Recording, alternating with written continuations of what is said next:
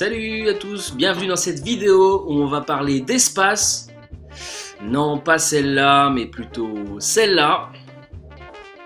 Donc géométrie dans l'espace, et en particulier on va parler de points coplanaires.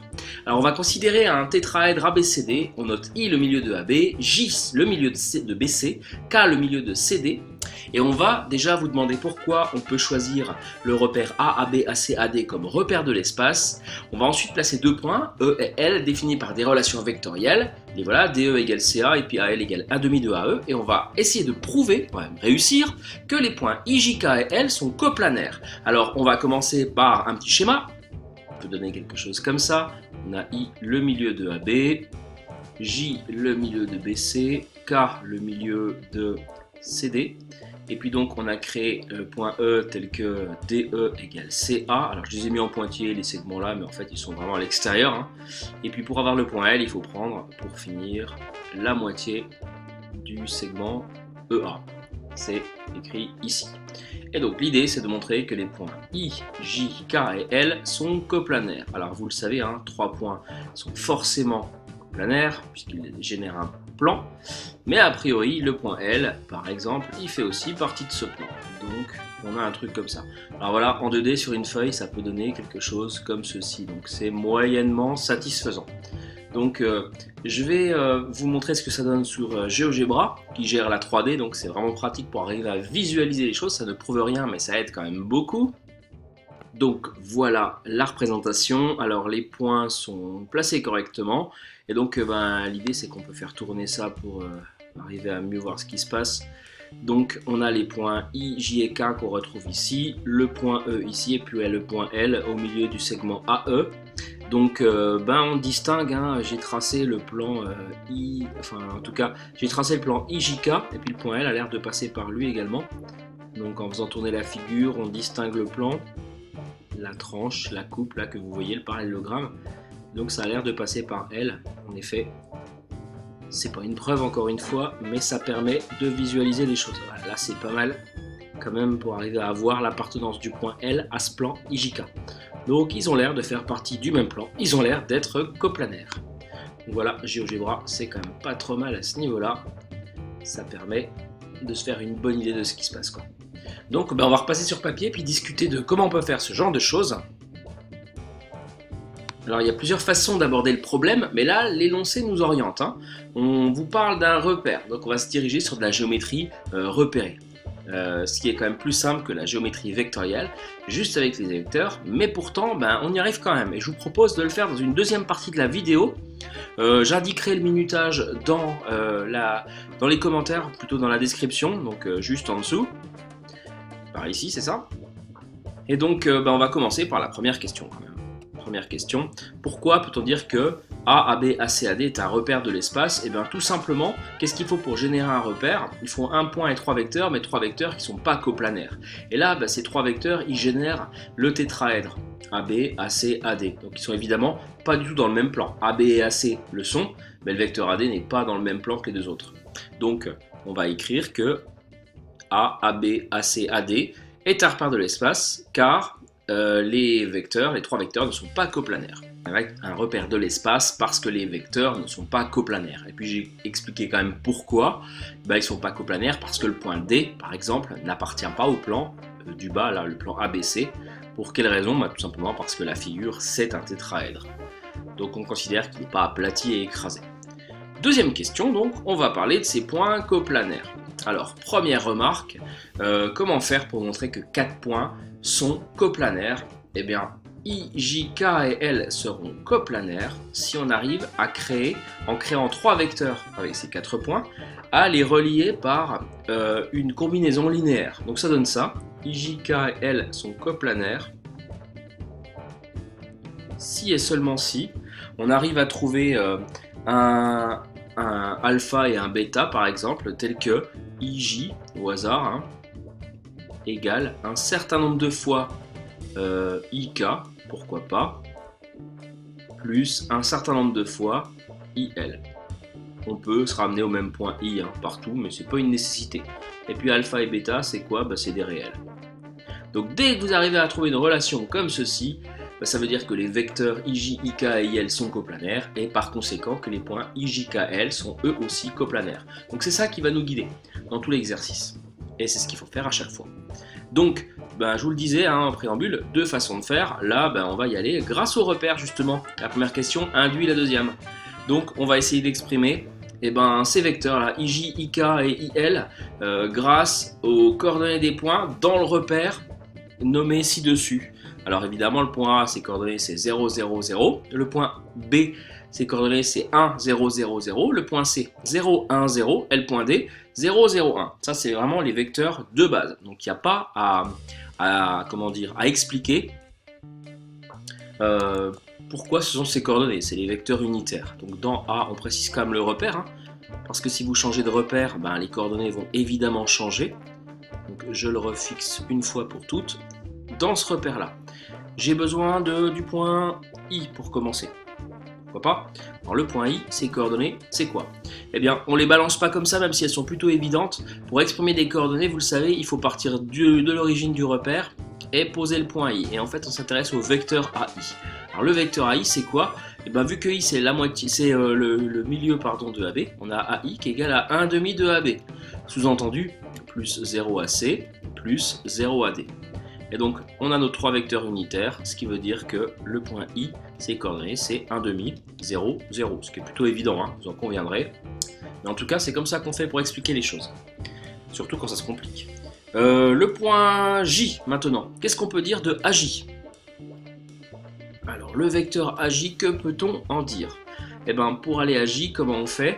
Eh bien, on va découper grâce à Châle, encore une fois. Hein. C'est par exemple AI plus IJ. Ou alors AB plus BJ, enfin il y a plein de façons de faire. Hein. Là je vais réutiliser AI puisque AI je l'ai fait juste avant. C'est AI plus IJ. C'est une façon de faire. Donc AI, je sais que c'est 1 demi de AB, c'est d'accord. Et puis qu'est-ce que c'est que le vecteur IJ? Eh bien en fait, vu qu'on a des milieux là, d'après le théorème des milieux, le théorème de Thalès, ben, le vecteur IJ c'est la moitié du vecteur AC. Ça vient d'après Thalès. C'est une façon de faire, hein. Je ne dis pas que c'est la plus rapide et la plus simple, on aurait aussi pu faire AB plus BJ, puis BJ c'est la moitié de BC, voilà, 1 demi de BC, puis bah, BC après il apparaît pas là, donc il faudrait le découper en BA plus AC, donc voilà, il y a plein de façons de faire. Mais en tout cas, bah, quand on a ça, on peut conclure hein, directement que le point J, ses coordonnées, c'est 1 demi en AB, 1 demi en AC, et puis bah, 0 en AD, ce qui est plutôt logique, hein, il est dans le plan du bas. Voilà pour le point J. On continue avec le point K. Alors, qu'est-ce qu'on peut dire de AK? Encore une fois, hein, il y a plusieurs chemins pour arriver à notre réponse. Mais on essaie de trouver du AB, AC, AD. Alors, AK, c'est comme ça, c'est dans le plan derrière. Donc, a priori, du AB, on va pas en avoir du tout. Hein. Ça va être 0, la première coordonnée. Donc, AK, c'est quoi? Ben, par exemple, c'est AC plus CK. Alors ça, c'est plutôt bien parce que AC, déjà, ben, je le garde, hein, il me le faut. AC plus CK. Par contre, ben, je vais travailler sur CK un petit peu. Qu'est-ce que je peux dire de CK? Ben, c'est la moitié de CD. C'est AC plus 1 demi de CD. Et c'est pas terrible non plus. CD, il me faut du A, moi, partout. Donc je vais introduire le point A dans CD. Donc ça fait AC, toujours, plus 1 demi de CA, plus CA, plus AD, pour arriver à CD. Donc je développe le 1 demi directement, hein. Plus 1 demi de AD, avec les flèches qui vont bien. Et puis ben là j'ai tous mes acteurs, hein. AD c'est bon, CA ben, c'est l'opposé de AC, et puis ben AC. Donc ça fait quoi? Des AC, il y en a combien? Là il y en a 1, c'est-à-dire 2 demi, et puis là ben moins 1 demi, hein, quand je renverse le A et le C. Donc 2 demi moins 1 demi, ben, ça fait 1 demi au final. Plus 1 demi de AD. Et donc je peux conclure, mon point K, ses coordonnées c'est, est-ce qu'il y a du AB? Non, comme on l'avait dit précédemment, donc 0, et puis 1 demi, 1 demi. On vérifie que ça marche, donc on bouge pas comme ça, la moitié en AC et puis la moitié en AD, bah ouais on tombe là, ça a l'air de fonctionner. On a déjà 3 points, il nous en reste un seul, le point L.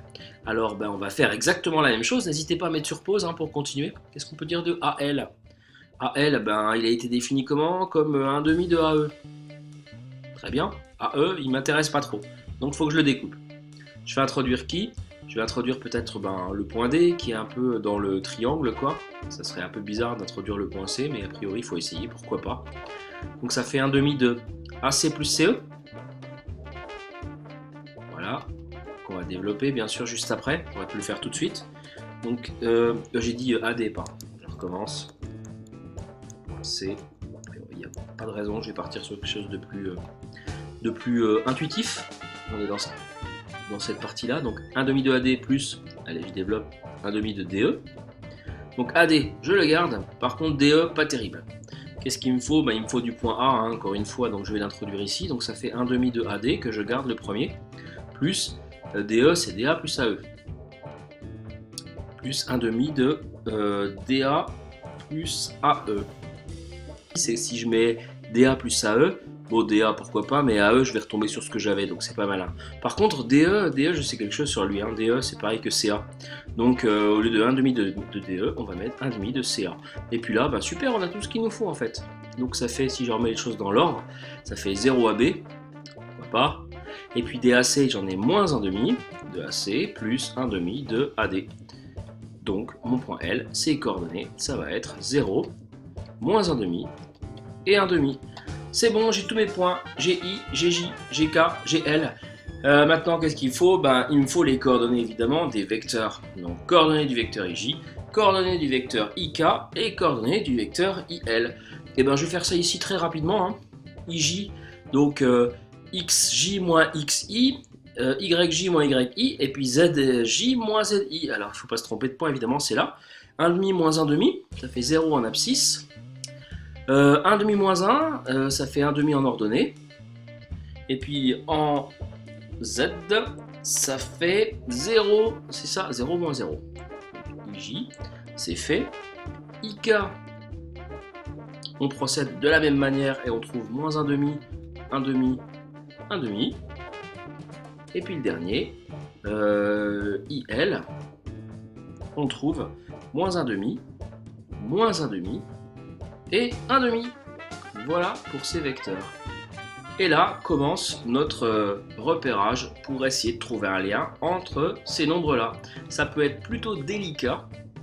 Alors, il y a plusieurs astuces. Je vais prendre une nouvelle page.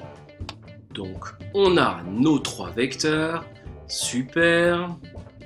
Je vous rappelle que l'idée, c'est de trouver une relation de ce type. IJ égale alpha IK plus bêta IL. Vous faites peut-être partie de ces gens qui arrivent à voir directement les relations entre les nombres. C'est pas forcément très facile.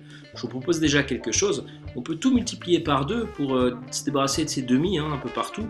Bon, là, on trouvera juste 2IJ égale 2 alpha IK plus 2 bêta IL, mais il suffira de renommer 2 alpha, alpha prime par exemple, et puis pareil pour bêta, ou même tout couper en 2. Bref, ça ne change pas grand chose. Hein. Donc, ça donne quoi 2IJ? Histoire d'y voir plus clair, et ça donne 0, 1, 0, plus simple. IK, moins 1, 1, 1, et puis 2 IK, pardon, et puis 2 IL, moins 1, 1.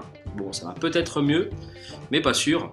Alors, soit vous arrivez à avoir des choses, genre quand vous multipliez 2 fois celui-là, et puis 2 fois celui-là encore, et puis que vous les soustrayez, et en fait on tombe là-dessus. Pas simple. Hein. Ou alors vous vous dites, je cherche une relation entre IJ, IK, IL, ou alors 2IJ, 2IK, 2IL, hein, c'est pratiquement pareil. Cette relation, en fait, elle est sous cette forme-là, c'est une combinaison linéaire. Si ça marche sur les vecteurs, ça doit marcher sur les coordonnées. Donc en fait, on cherche alpha et bêta, qui vérifient finalement 0 égale moins 1 alpha, quoi, moins bêta. En fait, ça vient de cette ligne-là, hein, si vous n'avez pas compris. Puis je vais faire pareil pour les autres lignes. J'ai aussi 1 qui est égal à alpha moins bêta. Et puis 0 qui est égal à alpha plus bêta. Donc je peux retrouver avec un système de 3 équations à 2 inconnus, donc largement trop. Il suffit d'avoir 2 équations simplement. Alors pourquoi il y en a 3? Parce qu'en fait rien ne nous garantit qu'il y a de la coplanarité. Hein. Donc on va trouver alpha et bêta grâce à 2 lignes. Qu'est-ce qu'on va faire de la dernière? Comme toujours en géométrie dans l'espace, on va s'en servir pour vérifier que tout fonctionne bien. Alors par exemple, je sais pas, on peut utiliser les 2 dernières lignes, je vais les renommer ces lignes, L1, L2 et L3. Si je fais par exemple L2 plus L3, pourquoi pas, ça donnerait quoi? Donc, je vais garder ma première ligne, je vais travailler par équivalence, je garde la première. Et puis je soustrais donc, hein. J'additionne pour faire disparaître. pourquoi pas, mais bêta, donc ça fait 1 plus 0, c'est-à-dire 1, alpha plus alpha, ça fait 2 alpha, plus 0 bêta. Voilà, ça, cette ligne-là, j'aurai la 1, là en revanche, c'est L2 plus L3. Et puis là, je vais garder L3, pourquoi pas. Avec 0 égale alpha plus bêta. Et donc du coup, je me retrouve avec de la deuxième ligne, alpha égale 1,5. De la troisième, j'ai bêta qui égale à moins alpha en fait, si vous passez le alpha de l'autre côté. Donc bêta, ça va être égal à moins 1,5. Et par contre, vérification sur cette ligne-là. Je vérifie que tout va bien. 1,5 moins... Rien, moins, pardon. Moins 1,5. C'est-à-dire moins alpha, moins bêta, c'est moins 1,5. Donc ça fait moins 1,5 moins 1,5, moins 1,5 plus 1,5, ça fait 0. Tout va bien, j'ai trouvé mon alpha et mon bêta. Donc je vais pouvoir dire que finalement, 2IJ, puisque j'avais mis des coef 2 pour me simplifier la vie, mais j'aurais pu le faire sur ces nombres-là. 2IJ, ça va être égal à 1,5 fois 2IK. Puis après, bêta c'est moins 1,5, donc moins 1,5 fois 2IL. Voilà. Donc vous pouvez enlever tous vos 2 maintenant, que vous avez rajouté, et vous avez votre relation vectorielle. Pour avoir le vecteur IJ, en fait, il faut prendre la moitié du vecteur IK et puis enlever la moitié du vecteur IL. En tout cas, on a notre relation vectorielle. Donc, les vecteurs IJ, IK et IL sont coplanaires. Première sous-conclusion. Et puis la conclusion, ça implique, ça implique la coplanarité des 4 points I, J, K et L sont coplanaires. Donc voilà comment on peut s'en sortir sur ce genre de questions grâce aux repères. Et c'est quand même plus simple, ça demande un peu d'habitude, mais finalement ça met en jeu rien de vraiment méchant. C'est plus simple que de passer en géométrie vectorielle. Mais c'est quand même ce qu'on va faire maintenant. Je vais vous proposer une autre façon de faire, plus difficile, mais sans repères cette fois-ci. Donc c'est parti, autre méthode. On va rester sur notre combinaison linéaire de vecteurs IJ, IK et IL, ça c'est vraiment nécessaire. Et donc on va commencer, pourquoi pas, par IJ. Alors il y a évidemment beaucoup de manières de faire, je ne dis pas que c'est la plus courte, c'est la première qui m'est venue à l'esprit. Donc qu'est-ce qu'on connaît de IJ? Première idée, IJ, IJ c'est la moitié de AC. Je vais refaire les dessin ici, sans pointillé évidemment, à main levée toujours, donc c'est vraiment pas terrible, mais c'est pour avoir un petit visuel. 1,5 de AC. Ensuite, on va s'occuper du vecteur AC. Alors, qu'est-ce qu'on peut dire du vecteur AC?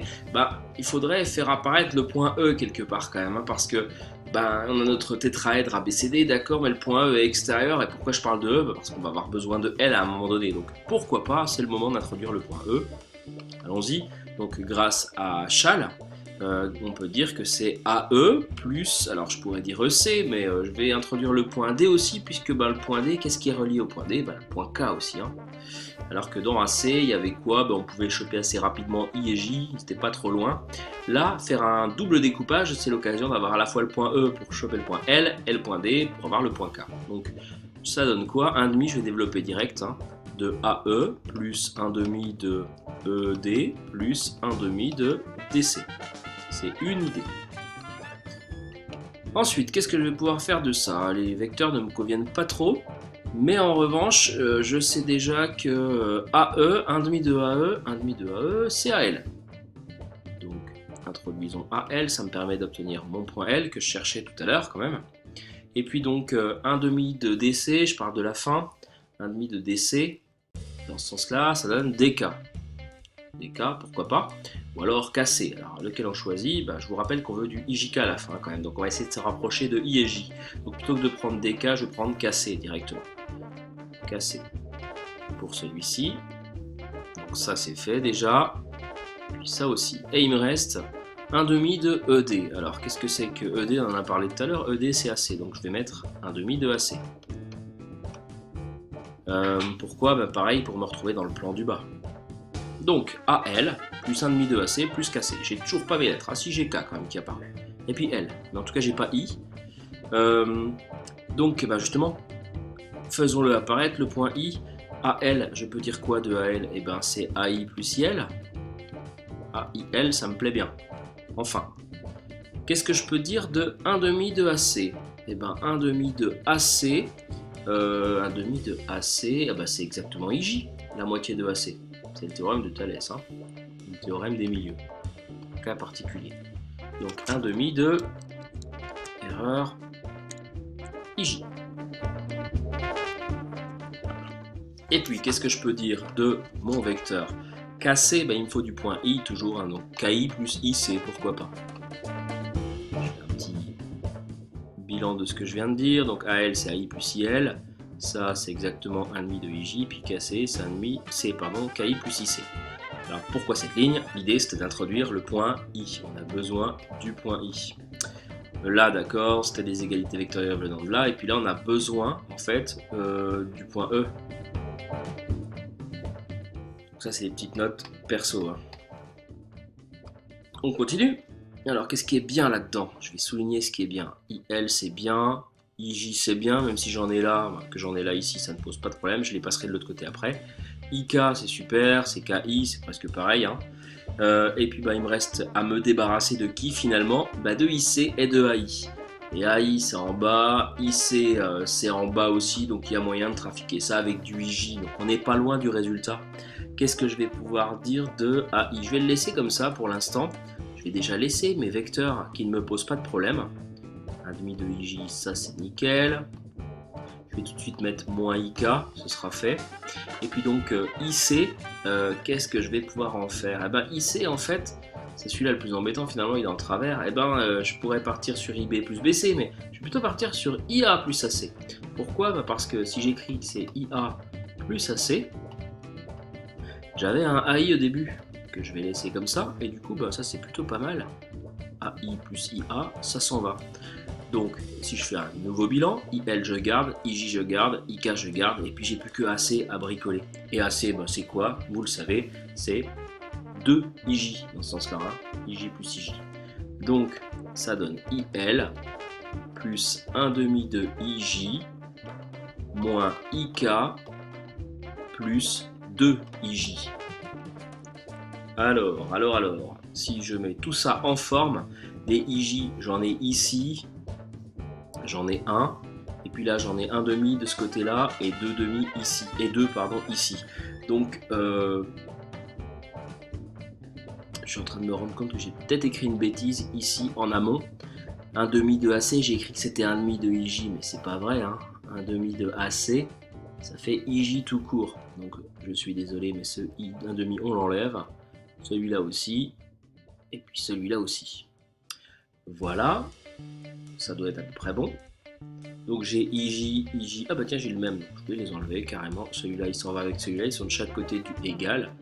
Et puis ben, pour que ça ressemble un petit peu à ce que je voulais, je vais passer le 2IJ, je peux le laisser là, hein. J'ai en fait, ça équivaut à vecteur nul, égal IL, moins IK, plus 2IJ. Puis si vraiment vous voulez IJ tout seul, et ben je passe tous les autres de l'autre côté, puis je divise par 2, donc ça fait IJ égale donc moins 1/2 de IL, c'est ce qu'on avait dit tout à l'heure, hein, plus 1/2 de IK. On a bien trouvé une relation vectorielle de ce type, alpha IL plus bêta IK. Peu importe qui on met en premier, hein, IJ, IK, IL, tout ça c'est interchangeable. En tout cas, on vient de montrer à nouveau que les vecteurs sont coplanaires et donc les points aussi. Bon, alors c'est plus délicat, hein, évidemment, comme toujours, puisque ben, il faut utiliser de la relation de Chasles, il faut utiliser des égalités vectorielles et on peut vite se perdre dans le dessin. L'idée, c'est d'essayer de se dire toujours qu'est-ce que je veux, quels sont les chemins à prendre. Facile à dire, hein, mais j'ai besoin du point L, donc il faut que je transite par le point E, forcément, vu que j'ai une égalité vectorielle avec E. Il me faut le point D, forcément, vu que j'ai besoin du point K dans ma réponse. Puis après, bah, l'idée, c'est de se référer quand même au point du bas, hein, parce qu'il y a déjà I et J. Donc voilà, tout ça, ça demande quand même pas mal d'habitude, d'expérience, mais c'était une façon de vous montrer qu'on peut aussi s'en sortir comme ça. Puis surtout, une façon de vous montrer que finalement, eh ben, la géométrie repérée, elle nous soulage énormément. Elle nous donne du travail au niveau calculatoire, c'est vrai, mais elle nous soulage au niveau vision dans l'espace. Donc ça, c'est un vrai plus. Bon, bah écoutez, j'ai fait le tour sur cet exercice plutôt compliqué quand même, il faut le dire. Je vous dis à bientôt pour une prochaine vidéo.